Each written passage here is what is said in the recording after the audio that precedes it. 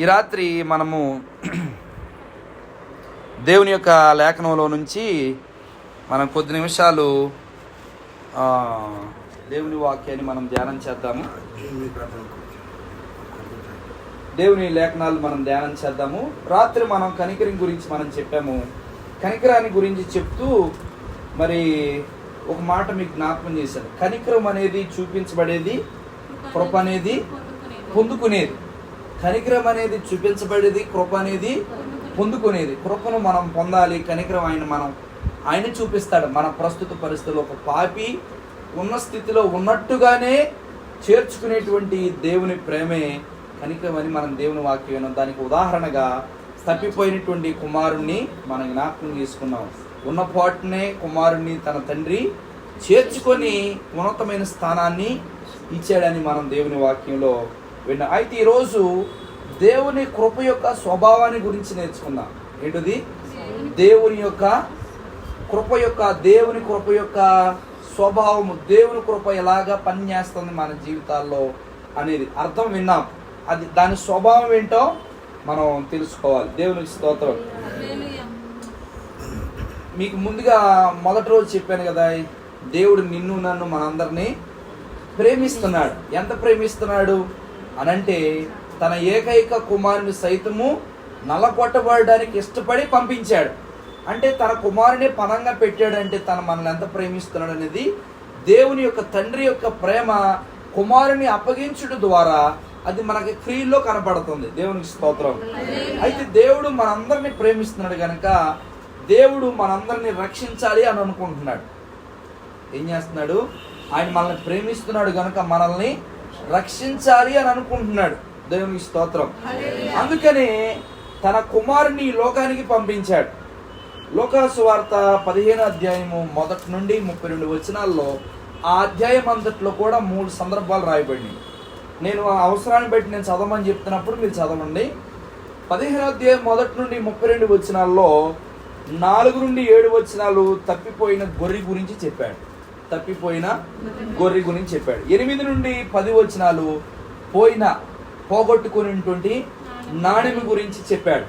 అలాగే 11 నుండి 32 వచనాలు ప్రాడిగల్స్ అనగా తప్పిపోయిన కుమారుని గురించి మరి చెప్పబడింది. అయితే ఈ 3 సందర్భాలు ఒకే కోవకు చెందినవి. యేసు ప్రభువారు ఈ ఉపమానాలు ఎత్తి వారితో మాట్లాడడం మనం చూస్తున్నాము. 2-3 వచనాలు చదవండి ఒకసారి. 15వ అధ్యాయం 2-3 వచనాలు. ఇతడు పాపులను చేర్చుకొని చాలా సణుగుకొన్నది. దేవునికి స్తోత్రం. చదవండి, మరొకసారి చదవండి. వారితో ఉపమానము చెప్పాను. మీలో ఏ మనుషునికైనాను 100 గొర్రెలు కలిగి ఉండగా వాటిలో ఒకటి తప్పిపోయిన ఎడల అతడు 99 అడవిలో విడిచిపెట్టి తప్పిపోయినది దొరుకు వరకు దానికి. దేవునికి స్తోత్రం. యేసు ప్రభువారు ఎందుకు ఈ మాట చెప్పాడంటే సమస్త విధమైన సుంకరులను పాపులను యేసు ప్రభువారి బోధ వినడానికి వచ్చారు. వాస్తవానికి యేసు ప్రభువారి బోధ వినడానికి వచ్చి బాగుపడాలనుకుంటే మంచిదే, కానీ దానిలో ఏం తప్పు దొరుకుందా అని మరి ఆ పాయింట్అవుట్ చేయడానికి, తప్పును గుచ్చి చూడడానికి వచ్చేవారు కొందరు ఉంటారు. ఈ రోజుల్లో ఉన్నట్టుగానే ఆ రోజుల్లో ఉన్నారు. వారిలో పరిసయ్యులు, శాస్త్రులు అనేటువంటి వారు ఉన్నారు. అయితే సుంకరులు పాపులు దేవుని వాక్యం వినడానికి వస్తున్నారంట. అయితే ఈ సుంకరులను ఈ పరిసయ్యులను శాస్త్రులు ఏమంటున్నారంట, ఇతడు పాపులను చేర్చుకొని వారితో కూడా భోజనము చేయుచున్నాడని చెప్పుకుంటున్నారు. మూతులు పొడుచుకుంటున్నారు. ఏమనంటే పాపులను చేర్చుకుంటున్నాడు, ఈయన కూడా పాప అయి ఉంటాడని వారి ఉద్దేశం. ఇప్పుడు అందరూ పరిశుద్ధుల్ని చేర్చుకుంటున్నారు అనుకోండి, పాపుల్ని ఎవరు చేర్చుకుంటారు? లోకంలో పరిసయ్యులు, శాస్త్రులు అనేటువంటి గుంపు 4 రకాలు ఉండేవారు. పరిసయ్యులు, శాస్త్రులు, సుంకరులు, సద్దూకయ్యులు, ఈ 4 జాతులు వారు ఉండేవారు. అయితే వీరిలో పరిసయ్యులు మాత్రం వేషధారులని దేవుని వాక్యం కరాఖండిగా చెప్పేసింది. అయితే సుంకరులు, పాపులు దేవుని వాక్యాన్ని వినడానికి వస్తున్నారు. సద్దూకయ్యులేమో మరి పునరుద్ధానం లేదని నమ్మేవారు. ఇలాగ ఒక్కొక్క రకం ఒక్కొక్క జాతి ఒక్కొక్క రకానికి సంబంధించిన వారు. పరిసయ్యులు శాస్త్రులు ఏమంటున్నారంటే ఈయన పాపులతో భోజనం చేస్తున్నాడేంటి అని చెప్పి ఒకరినొకరు సణుక్కుంటూ ఉన్నారు. వాస్తవానికి నేను పాపులు స్నేహితుడు అన్నాడు యేసు ప్రభువారు. దేవునికి స్తోత్రం. ఎందుకో తెలుసా? యేసయ్య పాపిని ప్రేమిస్తున్నాడు గనుక ఆ పాపిని రక్షించాలనుకుంటున్నాడు.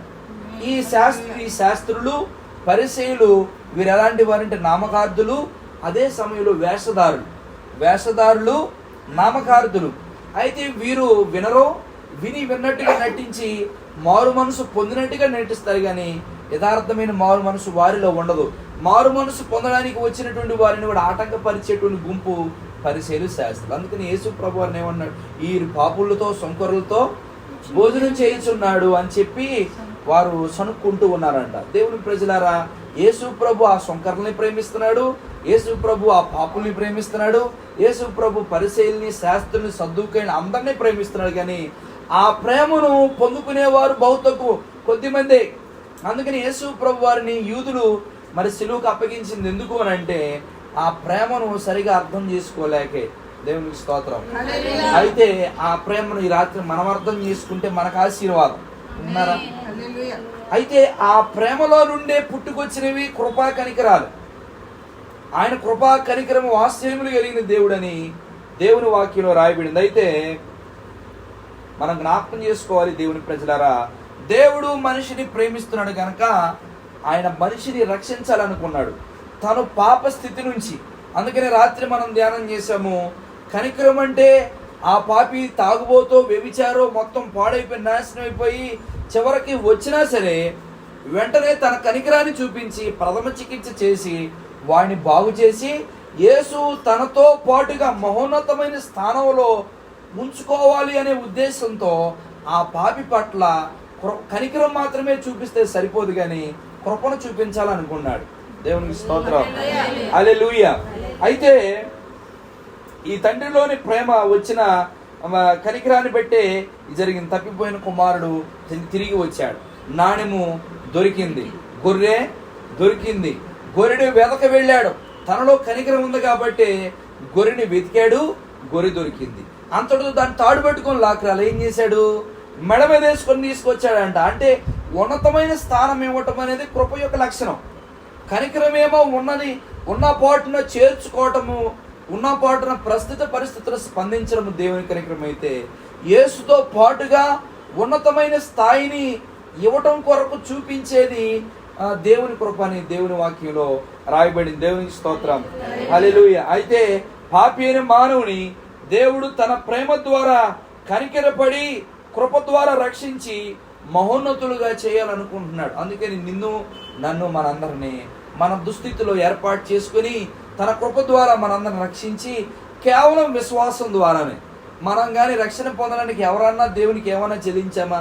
కానుకల సంగతి పక్కన పెట్టేయండి, దీనికి ఏమైనా ఇంత వెల అని ఎవరో కట్ల, లేకపోతే ఇంత భూమి చెల్లించాలని ఎవరో కట్ల. ఉచితంగా తన కుమారుని యందు తండ్రిని మనకు అనుగ్రహించాడు అని అంటే తండ్రి నన్ను మనందరిని ఎంత ప్రేమిస్తున్నాడు అనేది మనం జ్ఞాపకం తీసుకోవాలి. దేవునికి స్తోత్రం. హల్లెలూయా. అయితే మనం దేవుని వాక్యంలో మనం జ్ఞాపకం చేసుకుంటే, ఒకవేళ దేవుడు కనికరమే చూపిస్తే, కనికరం ఒకటి చూపించేసి వదిలేస్తే బహుశా స్వస్థత పొందుతాడు, బహుశా బాగుపడతాడు, బహుశా డబ్బులు వస్తాయి. కానీ ఆ పాపి పాపంలో నశించిపోతాడు. ఎందుకని? పాపి యొక్క స్థానాన్ని తీసుకోకపోతే దేవుడు ఓన్లీ తన కృపలోని తన ప్రేమలోని కనికరం మాత్రమే చూపించి అవి సహాయం చేసి ఆకలి అన్నం పెట్టి రోగం వస్తే స్వస్థపరిచి వదిలేస్తే ఆ పాపి పాపంలోనే మరణిస్తాడు. కానీ పాపంలో మరణించము, దుష్టుడు దౌష్ట్యంలో నశించడం అనేది దేవునికి ఏమాత్రం కూడా సంతోషాన్ని కలిగించదని దేవుని వాక్యంలో రాయడు. అందుకనే దేవుడు కనికరాన్ని చూపించి వదిలేసేలా, ఏదో కేవలం స్వస్థపరిచి అద్భుతాలు చేసి డబ్బులు ఇచ్చేసి అవసరాలు తీర్చి వదిలేస్తే మనమందరం నశించిపోయి లోకంలో ఉన్నవారి వల్లే మనం కూడా ఉండేవారం. కానీ యేసు ప్రభు వారు మనం అలా ఉండటం ఇష్టం లేక కనికరముతో పాటుగా నీకు నాకు మనందరికీ తన కృపను అనుగ్రహించి మనందరిని రక్షించుకున్నాడు. హల్లెలూయా. ఆయన సిలువ శ్రమలు పొందాడు అని అంటే ఆయన స్థానాన్ని మనకి ఇవ్వడానికి. పాత నిబంధనలో కనికరమే చూపించబడేది ఎక్కువగా, పాత నిబంధన గ్రంథంలో. కానీ కొత్త నిబంధన గ్రంథంకి వచ్చేసరికి కనికరం చూపించబడింది, కృప కూడా చూపించబడింది. కొత్త నిబంధనల కృప లేకపోతే దానికి అర్థమే లేదు అసలు. దేవునికి స్తోత్రం. అయితే మనము ఈ విషయాలు జ్ఞాపకం చేస్తాం. అసలు యేసు ప్రభువారు ఈ లోకానికి ఎందుకు వచ్చాడు? యేసు ప్రభువారు ఈ లోకానికి ఎందుకు వచ్చాడు అమ్మా చెప్పండి? నశించిన దానిని. అందుకని అన్నాడు, ఆరోగ్యం కలిగిన వారికి వైద్యులు అవసరం లేదు కానీ రోగులకే. అంటే ఇంకో మాట ఏం చెప్తున్నాడు? పాపరోగంతో ఉన్నటువంటి మీ కొరకే వచ్చానని యేసు ప్రభువారు చెప్పకనే చెప్తూ ఉన్నాడు. దేవునికి స్తోత్రం. అందుకనే తీతు పత్రిక 2వ అధ్యాయం 11 చదవండి. తీతు పత్రిక 2:11 తప్పు లేకుండా స్పష్టంగా చదవండి. అపోస్తలుడైన పౌలు తీతుకు రాసిన పత్రిక 2వ అధ్యాయం 11వ వచనం. సమస్త మనుషులకు రక్షణకరమైన దేవుని కృప ప్రత్యక్షమై మనము భక్తిహీనతను ఇహలోక సంబంధమైన దురాశను విసర్జించి శుభప్రదమైన నిరీక్షణ అనగా మహాదేవుడును మన రక్షకుడునైన యేసుక్రీస్తు మహిమ యొక్క ప్రత్యక్షత కొరకు ఎదురు చూచుచు ఈ లోకములో స్వస్థ బుద్ధితోను నీతితోను భక్తితోను బ్రతుకుచుండవలెనని మనకు బోధించుచున్నది. దేవునికి స్తోత్రం. ఏలయనగా సమస్త మనుషులకు రక్షణకరమైన దేవుని కృప. ఈ కృప ఏంటిదండి? ఎట్లాంటిదంట? సమస్త మనుషులకు రక్షణకరమైనది. అందరు చెప్పండి, ఎలాంటిదంట? సమస్త మనుషులకు రక్షణకరమైనది. ఈ కృప ఎలాంటిదంటే రక్షించే కృప. రక్షించే కృప. కృప యొక్క స్వభావమే రక్షించడము.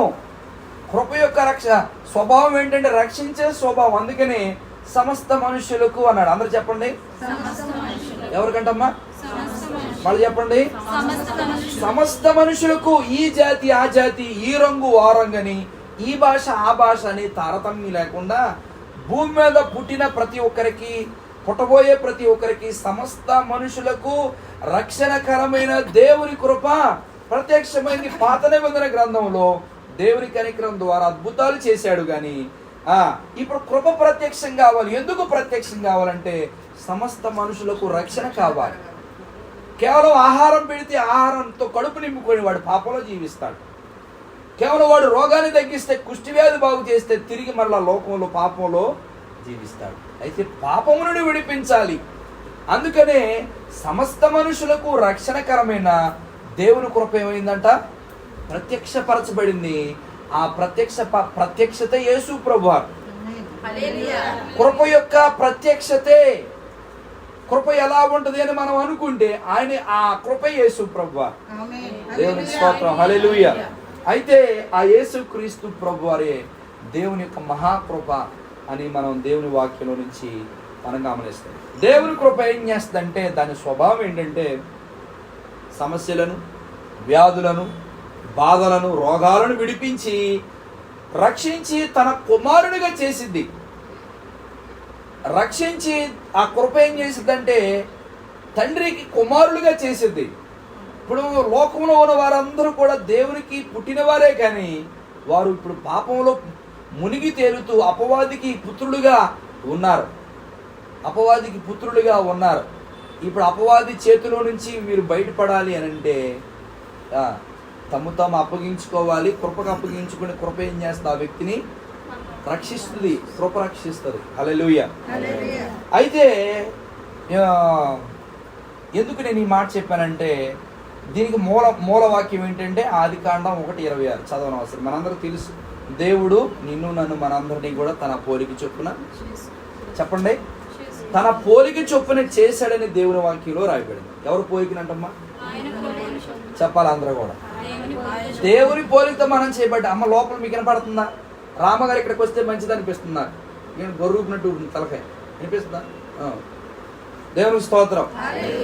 మళ్ళీ ఎప్పుడు ఈ ప్రార్థన లోపు ఎవరో ఒకరిని అడుగుతా, నేను మీతోనే వాక్యం చెప్పిస్తాను ఇప్పుడు.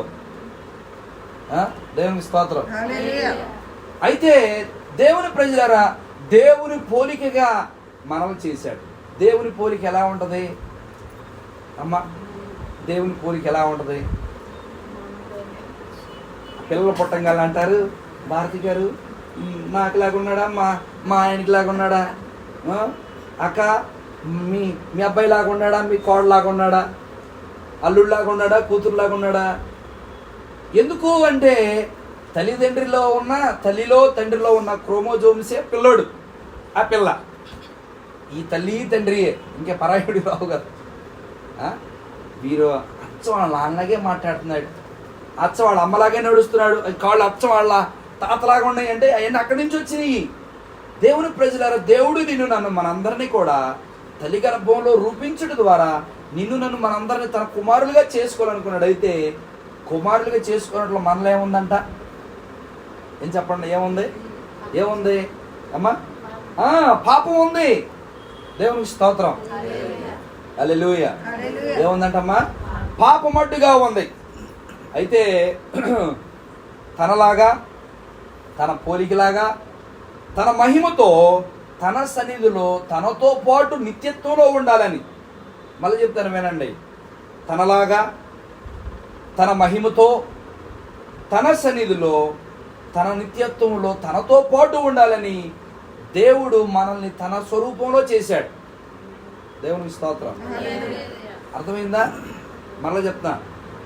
తనలాగా, తన మహిమతో, తన పోలికతో, తన సన్నిధిలో తనతో పాటు నిత్యత్వంలో ఉండాలని దేవుడు మనల్ని ఏం చేశాడంట? తన పోలికలాగా చేసుకున్నాడు. దేవునికి స్తోత్రం.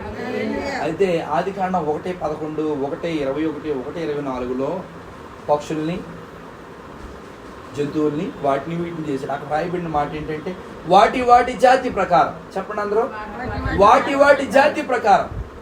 కుక్క ఉందనుకోండి, కుక్క ఒక జాతి ఉంది. జామ చెట్టు ఉందనుకోండి, జామ చెట్టుకి ఒక జాతి ఉంది. అంటే ప్రతి దానికి కూడా వాటి జాతి రకాలు ఉన్నాయి. వాటిలో ఇప్పుడు జామ చెట్టు ఉందనుకోండి, జామ పళ్ళు రకాలు ఉన్నాయి. మనకి కొన్ని రకాలు మనం తింటూ ఉంటాం కదా, మనకు తెలియని ఇంకా రకాలు ఉంటాయి. అలాగే వాటి జాతి ప్రకారం దేవుడు ఒక్కొక్క దాన్ని చేశాడు. అయితే దేవుడు తన కొరకు మరొక ప్రత్యేకమైన జాతిని చేయాలనుకున్నాడు. మీకు అర్థమైందా? తన కొరకు ఒక ప్రత్యేకమైనటువంటి జాతిని లోకానికి పరిచయం చేయాలనుకున్నాడు. ఆ జాతి నీవు నేను మనమే, మానవ జాతి. హల్లెలూయా. అవైతే వాటి జాతి. వింటున్నారా? ఈ మొక్కడు ఎక్కడ తెచ్చారంటే ఫలానా చెట్టు ఇత్తనం అండి ఇది అని అంటారు. మరి మన ఇత్తనం ఎక్కడది? దేవుడి నుంచి వచ్చింది. మరొక జాతిని దేవుడు లోకానికి పరిచయం చేయాలనుకున్నాడు. ఆ మానవ జాతి నీవు నేను మనమే. దేవుని ప్రజలారా, కనుక దేవుడు తన పోలిక చొప్పున మనల్ని దేవుడు చేశాడు. విన్నారా? తన రూపంలో, తన మహిమతో, తనతో పాటు నిత్యత్వంలో ఉండాలని. విన్నారా? ఏంటమ్మా అటు ఇటు గలిబిలవుతున్నారండి? తనతో పాటు నిత్యత్వంలో ఉండాలని. దేవునికి స్తోత్రం. మీరు గమనించండి, దేవుడు ఆకాశమును భూమి సర్వసృష్టి చేయకమునుపు మనం ఎక్కడ ఉన్నామమ్మా? అమ్మా చెప్పాలి. అసలు మనం లేము. ఆకాశం ఇంకేం నిర్మించబడలేదు. అంతా కూడా భూమి నిరాకారంగా శూన్యంగా ఉంది, అసలు ఏమి లేదు. మనం ఎక్కడ ఉన్నాం? దేవుని నిత్యత్వంలో ఉన్నాం, ఎటర్నిటీలో ఉన్నాం మనము. దేవుడు తన ఆలోచనలో మనల్ని ఉంచుకున్నాడు, కానీ మన ఆలోచనలో ఉంటే సరిపోదు. మనం చెప్పుకున్నట్టుగా దేవుని ప్రేమ ఆయనలో ఉంటే ఆయన సరిపోదు, ఉపయోగం లేదు. ఆ ప్రేమను లోకానికి ప్రత్యక్షపరచాలనుకున్నాడు. ఆ ప్రత్యక్షత యేసు ప్రభువారు కృప ద్వారా మనకి పరిచయం చేశాడు. దేవునికి స్తోత్రం. అయితే దేవుని ప్రజలారా, మనం జ్ఞాపకం చేసుకోవాల్సింది ఏంటంటే, లోకంలో చాలా రకాల జంతువులు, చెట్లు, పుట్టలు రకరకాలు ఉన్నాయి. వాటి జాతులు ఉన్నాయి. కానీ లోకానికి ఒక జాతిని, తన జాతిని ప్రచురం చేయాలనుకుంటున్నాడు. అందుకనే నిన్ను నన్ను మనందరినీ కూడా దేవుడు తన పోలిక చొప్పున, ఎందుకు తెలుసా? మీకు నాకు చెప్పినప్పుడు తనతో పాటు నిత్యత్వంలో ఉండాలని. నిత్యత్వంలో మనం ఉన్నాము. రేపు నిత్యత్వంలో కూడా ఆ నిత్యత్వం ఏంటంట అమ్మ చెప్పండి? పరలోకమే. దేవునికి స్తోత్రం. పరలోకంలో రేపు మహిమతో ఉండబోతున్నాం. అందుకని తన పోలికతో, తన మహిమతో, తనతో పాటు నిత్యత్వంలో ఉండాలని దేవుడు నిన్ను నన్ను మనందరినీ కూడా మరి నిత్యత్వంలో ఉండాలి, పరలోకంలో ఉండాలంటే ఒక పాపైన మానవుడు స్వస్థత పొంది, అద్భుతాలు చూసి, మేలులు పొంది పాపిగానే నిత్యత్వంలో ఉండడానికి అవకాశం ఉంటుందా? చెప్పండి. ఉండదు, ఖచ్చితంగా ఉండదు. దానిలో మాత్రం ఏమాత్రం సందేహం లేదు. నిత్యత్వంలో ఉండాలంటే పరిశుద్ధులై ఉండాలి. ఆల్రెడీ ఈ వ్యక్తులు ఎలా ఉన్నారు? సమస్త మనుషులు ఎలా ఉన్నారు? అందుకని సమస్త ప్రజలను, సమస్త మనుషులకు రక్షణకరమైన దేవుని కృప ఏమైందంటమ్మా? ప్రత్యక్షమైంది. దేవునికి స్తోత్రం. ఈ ప్రత్యక్షపరచబడిన కృప ఎందుకు ప్రత్యక్షపరచబడిందంటే, కృప వల్ల మనకు ప్రయోజనం ఏంటంటే చెప్పండి, మనల్ని రక్షించడానికి వచ్చింది. రక్షించి ఇక్కడే వదిలిపెట్టేడు. కానీ దేవుడు మనల్ని తనతో పాటు నిత్యత్వంలో ఉంచడానికే దేవుడు మనందరి కొరకు ఈ లోకానికి వచ్చాడు. దేవునికి స్తోత్రం. అందుకని శుభప్రదమైన నిరీక్షణ కలుగు నిమిత్తం అని అంటాడు. ఏంటి శుభప్రదమైన నిరీక్షణ? ఆయనతో పాటు మనం లేస్తాం. రేపు అంటారా? ఆయనతో పాటు మనము లేస్తాం అనేటువంటి శుభప్రదమైన నిరీక్షణ మనకు ఉంది. రేపు ఆయనతో పాటు మనం లేవాలి, మహిమ శరీరాలు ధరించుకోవాలంటే మనలో ఉన్న పాపాన్ని ఏం చేసుకోవాలి? ముందు దేవునికి స్తోత్రం. హల్లెలూయా. అందుకనే దేవుడు దేవుని పోలిక అని పరిచయం చేశారు. 1:26 ఏమన్నాడంట? దేవుని పోలిక. దేవునికి స్తోత్రం. అయితే దేవుడు మనలను తన కుమారులుగా స్వీకరించాలనేది దేవుని ఉద్దేశం. 5:1 చదవండి. ఆదికాండం 5:1లో అద్భుతంగా దేవుడు చెప్పాడు. ఆదాము వంశావళి గ్రంథం ఇదే. దేవుడు ఆదామును సృజించిన దినమున దేవుని పోలికగా అతన్ని చేసెను. అది తర్వాత మగవానిగాను దేవుని పోలికగా ఆదామును దేవుడు అతన్ని చేసెను. దేవునికి స్తోత్రం. ఎవరు పోలిక చేశాడంటమ్మా? ఆయన పోలికగా చేశాడు. ఆయనలాగా ఉండాలని. ఆయనలాగా దేవునికి స్తోత్రం. అయితే మనం ఇందాక ధ్యానం చేసినట్టుగా దేవుడు కేవలం శరీర సంబంధమైన అవసరాలు తీర్చి వదిలేసేస్తే మనిషి లేదా పాపంలోనే నశించిపోతాడు. కనుక అది దేవుని ఉద్దేశం కాదు. పాపం నశించిపోవడం దేవుని ఉద్దేశం కాదు. పాపి పరిశుద్ధుడిగా చేయబడి రేపు తండ్రితో పాటు నిత్యత్వంలో ఉండాలనేది దేవుని యొక్క ఉద్దేశం. అందుకని కృప యొక్క స్వభావాన్ని మనకు తెలియజేశాడు దేవుడు. హల్లెలూయా. అయితే కుమారుడిగా దేవుడు మనల్ని చేయాలంటే మనలో ఒక సమస్య ఉంది. ఏంటంట? నేను చెప్పారు కదా, పాపం. ఆ పాపం ఏమవ్వాలి? పాపానికి పరిష్కారం కలగాలి. ఎఫెసీ పత్రిక 1:5 చదవండి. అపోస్తలుడైన పౌలు రాసిన ఎఫెసీ పత్రిక 1:5 తాను ఉచితంగా మనకు అనుగ్రహించిన తన కృపా మహిమ కీర్తి కలుగునట్లు. చాలు. తను మనకు ఉచితంగా అనుగ్రహించిన తన కృప. దేవుడు ఎలా ఇచ్చాడు కృపని? ఉచితంగా ఇచ్చాడు. మరి చెప్పండి, అందరూ చెప్పండి. డబ్బులు కట్టారు ఎవరన్నా? మీరు డబ్బులు కడితే ఫోన్ పనిచేస్తుంది. ఫోన్లో తెలివి ఏం చేశారు చూసారా? అంతకుముందు మన దగ్గర బ్యాలెన్స్ లేకపోయినా ఫోన్లు పనిచేసేయి, అటు నుంచి వచ్చేయి, ఇటు నుంచి పోకపోయినా. ఆడు తెలివిగా ఏం చేసే బిజినెస్ టెక్నిక్ అన్నమాట. ఇప్పుడు కానీ రీఛార్జ్ అయిపోయింది అనుకోండి, అటు నుంచి ఫోన్ 2-3 రోజులు వస్తాయి, తర్వాత అసలు కట్టవు. విన్నారా? అన్ని కూడా విలువే, కృప మాత్రం ఉచితం. స్తోత్రం చెప్పరా? అంటే మీకు కృపకు డబ్బులు పెడితే కానీ స్తోత్రం చెబుతారే. కృపకి దేవుడు ఉచితంగా ఇచ్చాడు. ఉచితంగా గురించి తన కృపా మహిమకు అని అన్నాడు. దేవునికి స్తోత్రం. రక్షణ కృప ఉచితం. కృప ద్వారా వచ్చే రక్షణ కూడా అయితే దాన్ని ఏం చేయాలి? మనం పొందుకోవాలి. ఏం చేయాలి? పొందుకోవాలి. కనికరం అంటే ఏమి ఇచ్చేది, కృప అనేదేమో పొందుకుంటున్నారా? కృపను పొందుకోండి దేవుని ప్రజలారా. అది ఉచితంగా ఇచ్చేది, మీరేం డబ్బులు కట్టట్లా. ఆల్రెడీ యేసు ప్రభువు వారు శిలువలో కట్టేశాడు. అమూల్యమైన రక్తమే కట్టేశాడు. నీవు నేను మనమేం డబ్బులు ఉచితంగా ఇస్తున్నాడు. ఏంటమ్మా అయ్యో తలుపిట్టు పెట్టారేంటి? అయ్యో అసలు వాస్తవం బాగలేదే, ఇది పగలగొట్టాడు పెట్టండి, లేకపోతే ఇంట్లో అనర్థాలు జరుగుతాయి అని అన్నారనుకో, ఈ కిటికీలు మూసేసి తలుపులు అడ్డు పెట్టేస్తాం, నా ప్రాళ్ళు పగలగొట్టేసేస్తాం, లేకపోతే ఇంకోటి ఏం చేస్తాం, ఇంకేంటేంటో రకరకాలు చేసేస్తాం. స్లాబ్ పగలగొట్టి అంత బరువు ఇంటి మీద ఉండకూడదు. రేకేమంటారు? స్లాబ్ పగలగొట్టి రేకేసేటోటి పిచ్చమంది మన భారతీయులు. యథార్థం ఇది. దేవుని ప్రజలారా, ఉచితము. దానికి ఏం చేయాలి? అవన్నీ ఇప్పుడు నేను చేయలేను, నా పరిస్థితి బాగాలేదని అంటూ హోమం చేయించి 50,000 పని అయిపోతుంది. నేను మొత్తం సెట్ చేసేస్తానండి. ఎంత? 50,000. మనం ఏం చేస్తాం? డబ్బులు లేవు. భారతి గారు ఏమన్నా కొంచెం చదువుతారా ఒక నెల, వచ్చే నెలలో లేదా పై వచ్చే నెలలో మా అబ్బాయి ఇచ్చినాక మా అమ్మ ఇచ్చినాక ఇస్తానని ఏదో తిప్పలు పడి చేపిచ్చేస్తారు.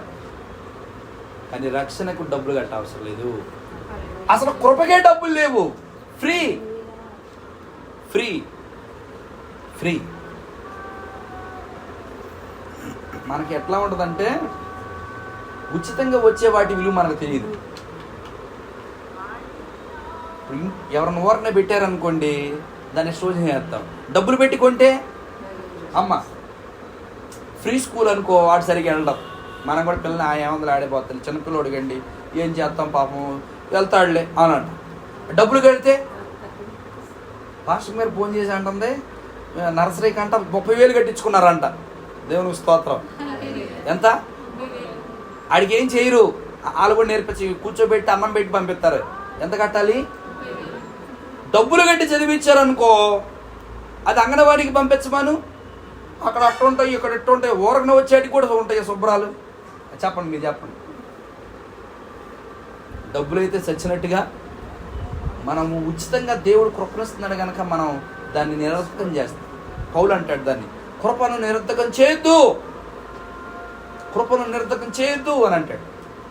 నిరర్థకము కానేరకుండునట్లు అని అంటాడు. పౌలు బాధ అంతా ఏంటి? ఉచితంగా వస్తున్న పొంది పరిశుద్ధులకు వెండి బ్రతకండి అని అంటాడు. అంతే. ఈ లేఖలన్నింటిలో రోమ పత్రికలో ప్రత్యేకంగా చెప్తూ వచ్చాడు. దేవునికి స్తోత్రం. కనుక నేను అనుకుంటా ఉంటాను, ఈ వాక్యం ధ్యానించినప్పుడు దేవుడు కృపకి అంత విలువ పెడితే పోయి కూడా జాగ్రత్తగా, వాళ్ళు ఉచితంగా పొందట్లేదంటే డబ్బులు ఇచ్చి పొందేవాళ్ళేనా? క్రైస్తవం ఏంటనే లోకాన్ని మరింత చులకన. డబ్బులు కట్టాలంటే అది చూసే పాస్టర్లో ఎంత పెట్టారు అంత పెట్టారు. ఆడైతే 50,000 తీసుకొచ్చి నెత్తి మీద 2 గింజలు వేసి ఆడికి ఇచ్చేస్తారు. దేవుని స్తోత్రం. ఆడికి ఇచ్చేస్తారు. నాకు ఇబ్బందిగా ఉంది, పాస్టర్ గారి దగ్గరికి రాగానే ఇబ్బందిగా ఉందని చెబుతా. దేవుని ప్రజలు, దేవుడు గమనించండి, దేవుడు ప్రేమ ఎంత గొప్పదంటే ప్రతి మనిషికి అందుబాటులో ఉండడానికి దేవుడు ఉచితంగా ఇచ్చాడు. విన్నారా? మరంట తెలంగాణలో మొన్న ఆడోళ్ళు జుట్లు వేసుకున్నారు బస్సుల్లో.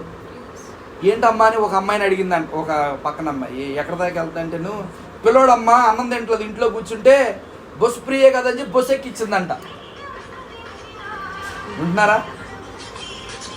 ఏం తెలియట్లేదు, దాని విలువ తెలియట్లేదు. మరి రేపు మన జుట్లు మనకు కూడా ఉంటాయి, రేపు నెలాఖరు నుంచి. దేవునికి స్తోత్రం. మనకు కూడా ఫ్రీ అన్నాడుగా, పులిని చూసి నక్కబాత పెట్టుకున్నట్టుగా. రేపు మనకేం జుట్లు ఉంటే చూసుకోవాలి, జాగ్రత్త. మీరు జుట్లు పట్టుకోబాకండి. దేవుని ప్రజలారా, ఉచితము దాని విలువ మనకు తెలియదు, తెలుసుకోవాలి. అందుకని దేవుడు ప్రతి ఒక్కరికి కూడా అందుబాటులో ఉండడానికి, ఒకవేళ దేవుడు 10,000 పెట్టాడు అనుకోండి, ఆ 10,000 వెల చెల్లించలేని వాళ్ళు కూడా ఉంటారు. కనీసం 1,000 రూపాయలు చెల్లించలేని వాళ్ళు కూడా ఉంటారు. నీకు వారికి కూడా అందుబాటులో రావాలి. నీకు దేవుని వాక్యం ఎందుకు 300లకు వచ్చింది? అంతకుముందు 50 రూపాయలే, కానీ ఇప్పుడు ప్రింటింగ్ ప్లస్ రేట్లు పెరిగిపోయినాయి, అందుకని 300 చేశారు. అంటే 300 చీపా దేవుని వాక్యం? దీని కొరకు చాలామంది భక్తులు ప్రాణాలు పెట్టారు. ప్రింటింగ్ కొరకు, తర్జుమాలు చేయడానికి భక్తులు ప్రాణం పెడితే మన చేతిలో జీవగ్రంథం వచ్చింది. కానీ మనం మాత్రం దాన్ని చాలా చులకనగా, కనీసం ఒక అధ్యాయం కూడా చదవకపోతే బైబిల్కి ఏమైనా విలువ ఉండదా? దేవుని ప్రజలారా, దేవుని అందరికీ అందుబాటులో ఉండడానికి రక్షణను, కృపను ఉచితంగా ఇచ్చాడు. అందుకని చక్కగా చెప్పాడు, ఏమంట? ఉచితంగా అనుగ్రహించే కృపనంట దేవుడు ఉచితంగా ఇస్తున్నాడు. పొందుకోవడానికి ఏంటి మనకి? దేవుని ప్రజలారా, ఉచితంగా ఇచ్చేదాన్ని మనము దేవునికి స్తోత్రం. నెలకి 1,500 వేస్తా అన్నారు. దానికోసం మొదటిదాకంటే వాలంటీర్లు 30 తిప్పలు పెట్టేవాళ్ళం మనం. అక్కడ రా, ఇక్కడ పొమ్మని. రేపు చచ్చినట్టు మనం తిరగాలనుకో, ఉచితంగా ఇస్తానండి. మనం చచ్చినట్టు ఎట్టే వేసారా? 1,500 నెలకి అకౌంట్లో పడాలి, అంతేనా? కృప కొరకు మాత్రం మనం ఏం చేస్తున్నాం? కృప ఎక్కడ దొరుకుద్ది? సచివాలయంలో దొరకదు. చంద్రబాబు ఎవడో నీ కొరకు నా కొరకు మనందరి కొరకు కూడా సిలువలో తన ప్రాణాన్ని పెట్టినటువంటి యేసు ప్రభువారు ఉచితంగా ఇస్తున్నాడు. పొందుకోవటమే. దాని కొరకు నీవే సచివాలయంలో తంబేసి 200 ఇన్సూరెన్స్ కట్టవసరంలా. గ్యాస్కి ఇన్సూరెన్స్ కడుతున్నారు 200, ఆ బాధ లేదు. లైన్లో నిలబడే బాధ లేదు. నువ్వు ఉన్న స్థలంలోనే, ఉన్న చోటే, ఉన్న పరిస్థితిలోనే మోకాళ్ళు వేసి ప్రభువా నీ కృపను నాకు సహాయం చేయండి, కృపనిస్తాడు కొరకనే. హల్లెలూయా. కనుక ఈరోజు ఇప్పటి వరకు ఒకవేళ మీరు దేవుని కృపను నిర్లక్ష్యం చేసి చులకనగా చూసి ఇప్పటి నుంచి చులకన చూడొద్దు. కృప స్వభావమే రక్షించే స్వభావం. అందుకని అది మానవులకు రక్షణకరమైన దేవుని కొరకు ప్రత్యక్షమైంది అంటాడు పౌలు తీతుతో. ఎఫెసీ సంఘంతో ఏమంటాడు? ఆ రక్షణకరమైన కృప ప్రత్యక్షమైంది. ఎలా ప్రత్యక్షమైందంటే యేసు ప్రభు ద్వారా ప్రత్యక్షమైతే అది నీకు ఉచితంగా ఇస్తున్నాడు అని చెప్తున్నాడు. దేవునికి స్తోత్రం. రక్షణ కృప తప్ప, రక్షణ తప్ప అన్నీ కాస్ట్ పెట్టుకోనాల్సి అమ్మా, అంతేనా? ప్రతిదీ విలువే. లోకంలో ఏదైనా విలువే. మనం ఒకంత జాగరూకులమై మనం ఆలోచించి ప్రార్థన పూర్వకంగా ఎల్లప్పుడూ దేవుని కృపను పొందుతూ ఉండాలి. హల్లెలూయా. అయితే మనము దేవుని కుమారులుగా చేయబడడానికి మనలో ఏముందంట? పాపమడి. అందుకని ఏం చేశాడంటే యేసు ప్రభువారు కృప ప్రత్యక్షమయ్యాడు. మన స్థానాన్ని తీసుకోకపోతే మన కృపకు అర్థం లేదు అసలు. అందుకని క్రింది స్థానాన్ని మనం ఎక్కడున్నామంట? యేసు ప్రభువారిని పక్కన పెడితే మనం దరిద్రులం అన్నాడు ఓ దైవజనుడు. దరిద్రులం కదా, కోటీశ్వరుడైన దరిద్రుడే. ఎందుకు? దేవునికి ఎన్ని కోట్లు ఉన్నాయి? మితుందా? నక్షత్రాల సంఖ్యకి మితుందా? డబ్బుకు మితుందా? బంగారపు గనులే సృజించిన వాడే ఆయన. 10 నవరసల బంగారం వేసుకొచ్చి దేవుని దగ్గర మనం మాట్లాడితే మనకెట సరిపోద్ది? ఆయన దగ్గర ఎన్ని నవరసలు ఉన్నాయి? మితే లేదు అసలు. ఆయనతో పోల్చుకుంటే లక్షాధికారి అయినా, కోటీశ్వరుడైనా, 100 నవరసల 100 కేజీల బంగారం ఉన్నా సరే వాడు దరిద్రుడే. ధనవంతులుగా చేసి మన పరలోక మహిమను అనుభవించడానికి దేవుడు ధనవంతుడయ్యుండి ఓం శ్రీ దరిద్ర నారాయణ నారాయణుడు ఏమయ్యాడు? దరిద్రుడయ్యాడు. ఎవరి కోసం? నీకోసమే, నా కోసమే, మనందరి కొరకే. ఒక రోజుకి ఎన్ని లక్షలున్నా, ఎంత బంగారం ఉన్నా, ఎన్ని కోట్లున్నా, ఎన్ని భవంతులున్నా, ఎంత బలగం ఉన్నా, ఏమైనా సరే విడిచిపెట్టి వెళ్ళిపోవాల్సిందే. మరణం అనేది సూచిక, మనకు సూచిక. రంగం గారు చనిపోయారు. అక్కడికి వెళ్ళినప్పుడు మనం ఏం గుర్తుపెట్టుకోవాలని, మనం కూడా రేపు ఈలోపే మనం రెడీ అయిపోవాలి. ఈలోపే కృప పొందాలి, ఈలోపే రక్షణ పొందాలి, ఈలోపే పాపాలు విడిచిపెట్టేయాలి, పరిశుద్ధులుగా బ్రతకడం నేర్చుకోవాలి. దేవునికి స్తోత్రం. హల్లెలూయా. కనుక కుమారులుగా చేయబడడానికి కృప ప్రత్యక్షమైంది. కానీ కృప ఏం చేసింది తెలుసు? ఆ కృపే కుమారుణ్ణి మన స్థానాన్ని తీసుకోవడానికి ఇష్టపడే విధంగా చేసింది. ఆయన మన స్థానాన్ని తీసుకున్నాడు. మన దోషాల నుంచి, మన పాపాల నుంచి, మన అతిక్రమాల నుంచి విడిపించి మన పరిశుద్ధులుగా, నీతిమంతులుగా చేయడి కొరకే. నీతి కలిగిన వాడు పాపి అయ్యాడు, పాపమయ్యాడు, పాపమేమో నీతిగా మార్చాడు. దేవుని స్తోత్రం.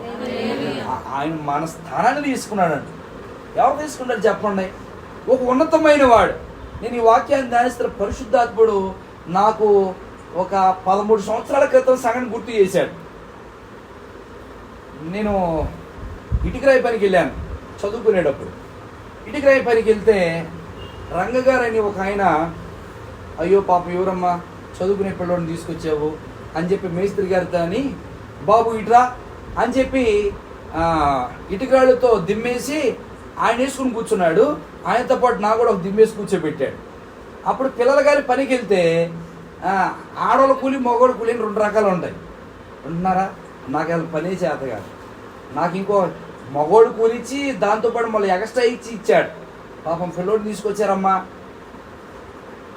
ఒక ఉన్నతమైన వాడు తన పక్కన అందరు నా ఇంక చూస్తున్నారు. నాకు పని చేయకోకుండా జీతం వచ్చింది. దేవుని స్తోత్రం. పని చేయకుండా జీతం వచ్చింది కానీ పాపం పోలా. పాయింట్ అర్థమైందా? ఆ లక్షాధికారి కోటీశ్వరుడే. అయినా కోటీశ్వరుడే బాబు అంకుల్కి కూర్చి వింటారా? కోటేశ్వరుడే తన పక్కన కూర్చోబెట్టుకుని సంతోషం వచ్చింది. రెండో రోజు కూర్చోబెట్టుకుంటాడా? సరే రెండో రోజు కూర్చోబెట్టుకున్నాడు అనుకో, పాపం పోయిందా? దేవుని ప్రజలారా, లోకము మన పాపి యొక్క స్థానాన్ని ఏ వ్యక్తి కూడా తీసుకోలేడు. వాడు మంచోడు కాదు అని అంటే అసలు ఆ జోలికి వెళ్ళాం, మనం ఆ దరిదాపులకే ప్రవేశించాం.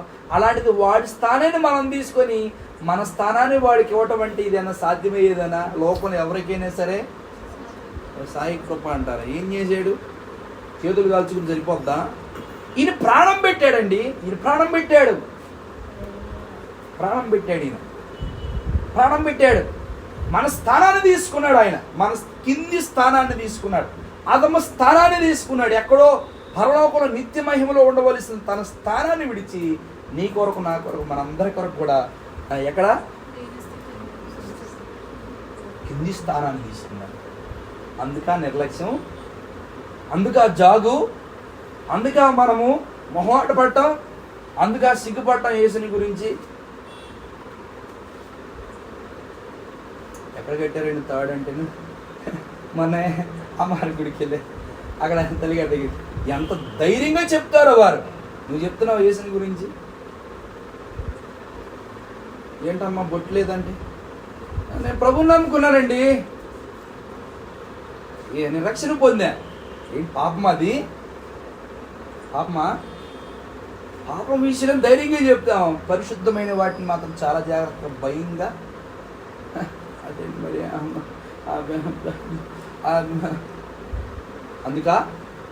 అందుకేనా నీ స్థానాన్ని తీసుకుంది ఆయన. అందుకనే దేవుని ప్రజలారా, నీవు ఒప్పుకుంటే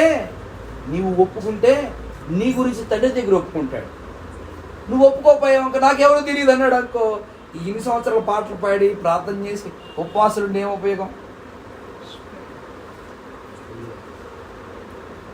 దేవునికి స్తోత్రం. ఉంటున్నారా దేవుని ప్రజలారా? రక్షణకరమైన కృప ప్రత్యక్షమైంది. ఆ కృప తన ప్రియుని యందు మనకు ఉచితంగా ఇస్తానని అంటాడు పౌలు. అద్భుతమైనటువంటి దైవజనుడు, అద్భుతమైన వేదాంతి. కూర్చొని భాస్కర్ గారు మీరు కూడా వాక్యం వినారు. రక్షణకరమైనటువంటి దేవుని కృప ఏమైందంట? ప్రత్యక్షమైంది. ఆ ప్రత్యక్షమైన దానికి ఉచితంగా ఇస్తున్నాడు. డబ్బులు లేవు దానికి. డబ్బులు లేనందుకు చులకనగా చూడొద్దు. తన స్థానాన్ని మనకి కింది స్థానాన్ని, మన స్థానాన్ని ఆయన తీసుకున్నందుకు ఆయన చులకనగా చూడొద్దు. అంత భారంగా ప్రార్థన చేస్తున్నారా? అంత భారంగా వాక్యం చదువుతున్నారా? చాలాసార్లు మన నిర్లక్ష్య వైఖరిగా కలిగి ఉంటాం దేవుని విషయాల్లో. ఏముందలే. ఇప్పుడు కూడా గుర్తుపెట్టుకోండి, కృప సత్యంగా మారకూడదు. ఎలా చెప్పండి? కృప సత్యంగా మారకూడదు. సత్యంగా మారితే అది వేరుగా ఉంటుంది. తర్వాత చెప్తాను. దేవుని స్తోత్రం. హల్లెలూయా. అందుకనే మన కుమారులుగా చేయడానికి ఆయన మన కింది స్థానాన్ని, మన స్థానాన్ని ఆయన తీసుకున్నాడని దేవుని వాక్యంలో రాయబడింది. కృప ప్రత్యక్షమైంది, మనకు ఉచితము. మీకు చాలాసార్లు చెప్తూ ఉంటాను కొరింథీ పత్రికలో ఉన్న విషయాన్ని. ఏ మానవుడు కూడా తనంతడు తానుగా నీతిమంతుడుగా తీర్చబడలేడు. చెప్పండి. ఏ మానవుడు కూడా తనంతడు తానుగా, నువ్వు మంచి పనులు చేయి, అన్నదానము, వస్త్రదానము, వేరేగా భూదానాలు, ఏ దానాలు చేసినా సరే మంచోడు అనుకుంటారు, మంచిదని అని అనుకుంటారు. కానీ నీలో ఉన్న పాపం పోదు. ఎందుకంటే చెప్పండి, నువ్వు కృప పొందలేదు కదా. నువ్వు కృప పొందలేదు కాబట్టి నీలో ఉన్న పాపం పోదు. బహుశా మంచివారు అనుకుంటారు. మంచితనం మన పరలోకానికి తీసుకెళ్ళదు. ధర్మశాస్త్రం అంతేంటి? అమ్మ చెప్పండి. ధర్మశాస్త్రం అంతేంటి? అవి చేయండి. ధర్మశాస్త్రము క్రియలను కోరుకుంటుంది. చెప్పండి. ధర్మశాస్త్రము క్రియలను కోరుకుంటుంది. మంచి చేయండి. మంచి చేస్తాం, సరిపోద్ది. పాపం పోద్దా అమ్మ? మంచి చేస్తే పాపం పోయిద్దా? మంచి చేస్తే పాపం పోదు. కారణం ఏంటంటే మనలో పాప స్వభావం ఉంది, పాపం ఉంది, జన్మ కర్మ పాపాలు ఉన్నాయి. అందుకనే సమస్త జనులకు, సమస్త ప్రజలకు రక్షణకరమైన దేవుని కృప నీ కొరకు, నీ కుటుంబం కొరకు, నీ పిల్లల కొరకు, నీ సంతానం కొరకు, రాబోతున్న తరముల వారందరి కొరకు కూడా ఉచితంగా ప్రత్యక్షపరచబడింది. పొందుకొనుట కూడా ఉచితమే, దానికి విలువ వెల చెల్లించాల్సిన అవసరం లేదు. కృపామయుడైన దేవుడే సిలువలో తన అమూల్యమైన రక్తాన్ని వెలగా చెల్లించి మనకు దాన్ని ఎలా ఇచ్చాడంట? తన ప్రియుని యందు మనకు ఉచితంగా ఇచ్చాడు. దేవుని స్తోత్రం. పొందుకోండి యేసునామములో. హల్లెలూయా. యేసునామములో మనమందరం కూడా మనకు ఉచితంగా అనుగ్రహిస్తున్నటువంటి ఆయన కృప పొందుకొందుము గాక. ఆమేన్. హల్లెలూయా. ధర్మశాస్త్రం మనిషి నుంచి మంచి పనులు కోరుకుంటుంది, మంచి కోరుకుంటుంది. కానీ ధర్మశాస్త్రం ఇంకోటి ఏంటంటే నా దగ్గరికి రావాలి, నా లాగా ఉండాలని కోరుకుంటాను, క్రియలు కోరుకుంటాను, ఇలా ఉండాలి అలా ఉండాలని. అయితే రోమపత్రికలో పౌలు 7:7 ఏమంటాడంటే ధర్మశాస్త్రము వలన పాపమనగా ఎటుదో తెలుస్తుంది అన్నాడు. చెప్పండి. ధర్మశాస్త్రం అనగా తీసారు ఎవరన్నా? 7:7 కాబట్టి ఏమందుము ధర్మశాస్త్రము పాపమాయెనా? అట్లనరాదు. ధర్మశాస్త్రము వల్లనే గాని పాపముగా ఎట్టిదో నాకు తెలియకపోవును. పాపం అనేది ధర్మశాస్త్రము వలనే ఎలాంటిదో మనకు తెలిసింది. దేవుని స్తోత్రం. ఒక ధర్మశాస్త్రమే దేవుడు ఇవ్వకపోతే మనిషి ఎలా జీవించినా సరే పాపం అంటే ఏంటో, మంచి అంటే ఏంటో ఎవరికి తెలిసేది కాదు.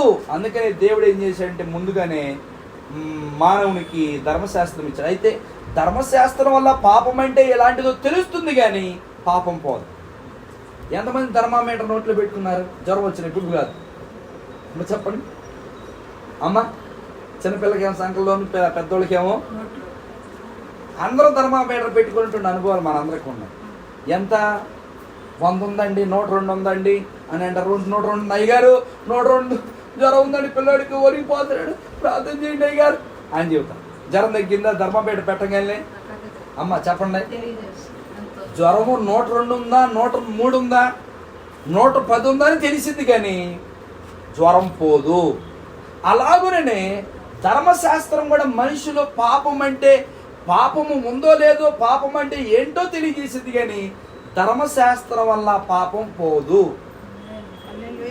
అంటే మంచి పనుల వలన పాపము. ధర్మశాస్త్రం ఏం కోరుకుంటుంది? మంచి చేయమని కోరుకుంటుంది. మంచి చేస్తే పాపము పోదు అని దేవుని వాక్యం స్పష్టంగా తెలియదు.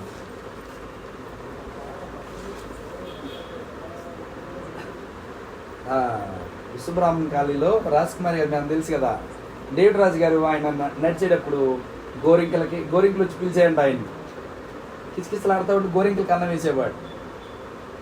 కాకులు వచ్చి పిలిచేయండి, కాకులకి అన్నం వేసేవాడు. కుక్కకు బాక్స్ కుక్కకు పెట్టేవాడు.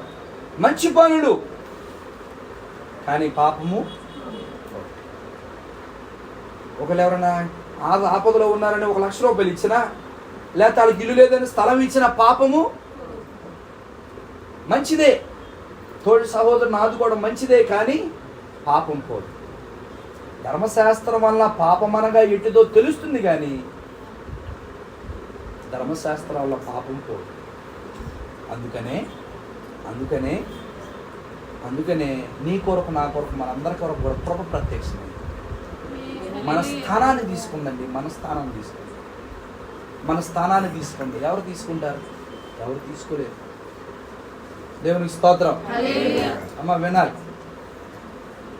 మన స్థానాన్ని తీసుకోండి. ధర్మశాస్త్రం ఏమో మంచి పనులు చేయమంటే దేవుడేమో చెప్పండి అమ్మ ఉచితంగా బాసుగారు ఉచితంగా కృప పొందుకోవడమే, డబ్బులు కట్ట అవసరంలా. దేవునికి స్తోత్రం. ఇవాళ 5,000 ఉంటే రేపు 6,000 అవుతుంది రేటు. బంగారం అవుద్ది, వెండి అవుద్ది. ఒక్కసారి పడిపోతే స్టాక్ మార్కెట్లు, ఆ మార్కెట్లు అంటాడు. కానీ రక్షణ మాత్రం ఏ తరములోనే ఉచితమే. హల్లెలూయా. ఇప్పుడు నీ తరమైనా, రేపు నీ పిల్లల తరమైనా, లేకపోతే నీ తల్లి తరమైనా సరే అది ఉచితమే. రేటు పెరగదు.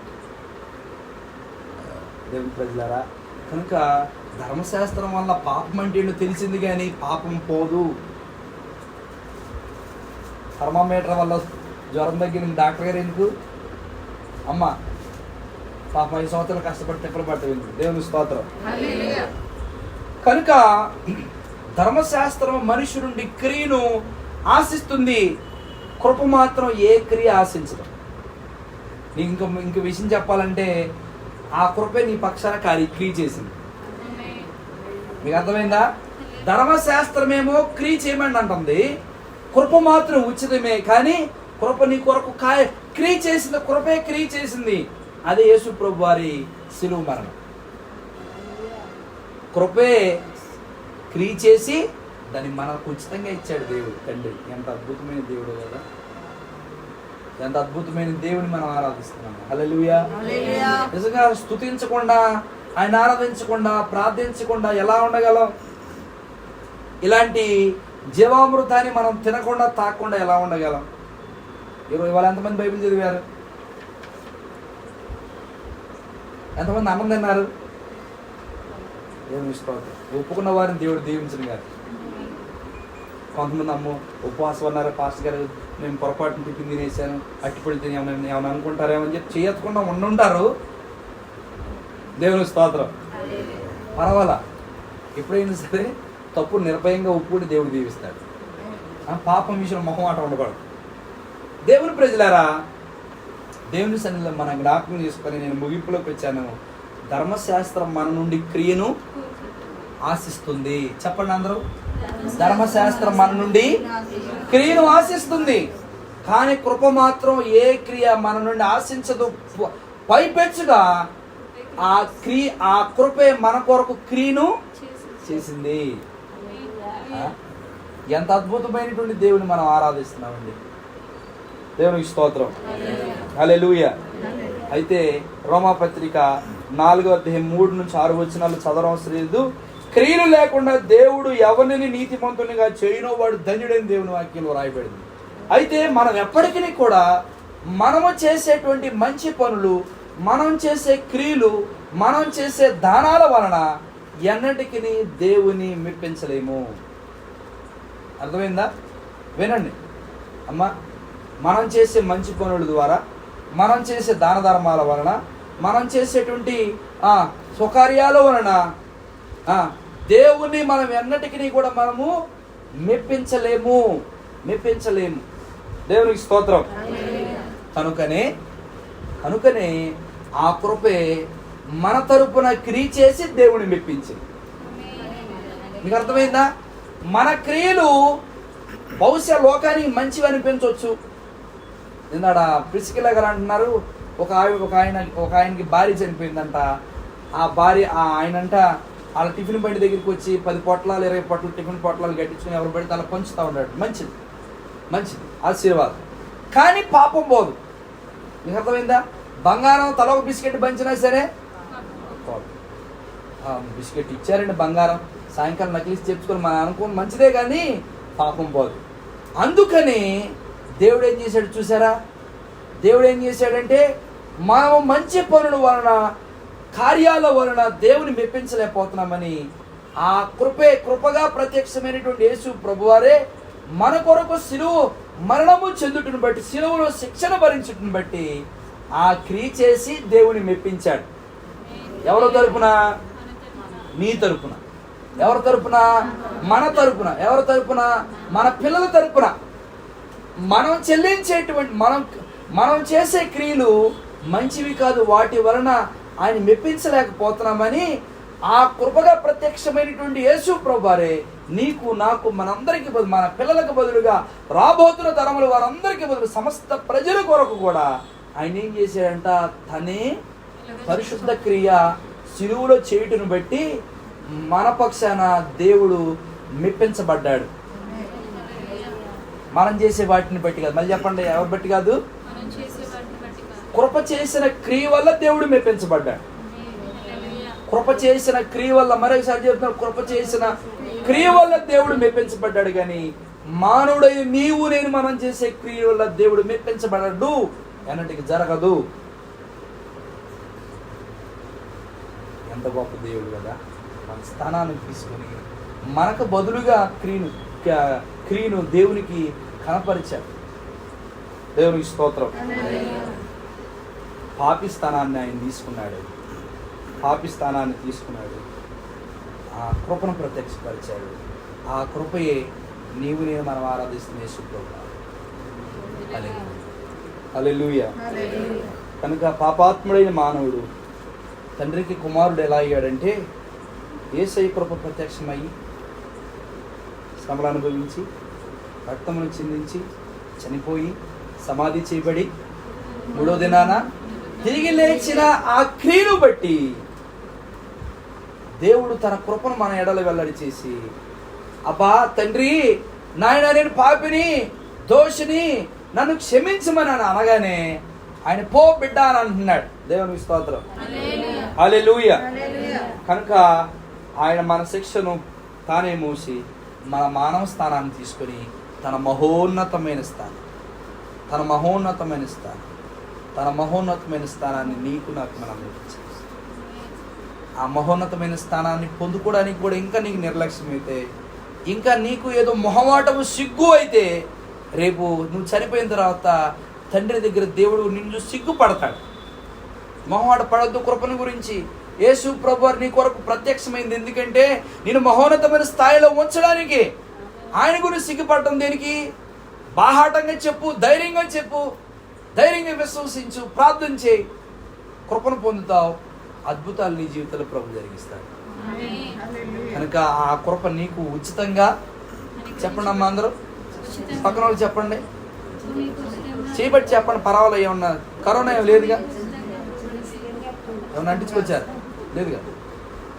దేవునికి స్తోత్రం. అంటే కొంతమంది కోడి నిద్ర పోతా ఉంటారు, అనుకుంటే లేపినట్టుగా ఉండదు. కోడి నిద్ర అంటే ఏంటి? కళ్ళు తెరిచి నిద్రపోతారు కొంతమంది. దేవునికి స్తోత్రం.